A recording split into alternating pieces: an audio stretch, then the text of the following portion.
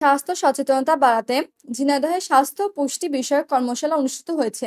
বশির আহমেদের ভিডিও চিত্রে বিস্তারিত দেখুন। স্বাস্থ্য সচেতনতা বাড়াতে ঝিনাইদহের শৈলকুপায় স্বাস্থ্য পুষ্টি বিষয়ক কর্মশালা অনুষ্ঠিত হয়েছে। বুধবার সকালে শৈলকুপা উপজেলা স্বাস্থ্য কমপ্লেক্স মিলনায়তনে এই কর্মশালার আয়োজন করে অর্থ মন্ত্রণালয়ের আর্থিক প্রতিষ্ঠান বিভাগ, সোশ্যাল ডেভেলপমেন্ট ফাউন্ডেশন, এসডিএফ।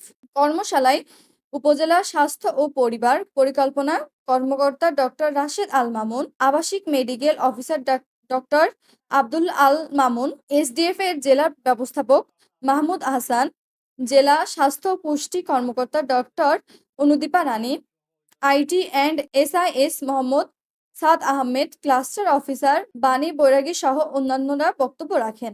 উপজেলা পর্যায়ে স্বাস্থ্য বিষয়ক সরকারি প্রতিনিধি ও এসডিএফ কর্মকর্তাদের অংশগ্রহণে এই কর্মশালায় সরকারি স্বাস্থ্যসেবা সহজলভ্য করে গর্ভকালীন মাতৃ মৃত্যুহার, অপুষ্টিজনিত শিশু মৃত্যুর হার কমানো সহ সংক্রামক রোগের সংক্রমণ প্রতিরোধে প্রশিক্ষণ দেওয়া হয়।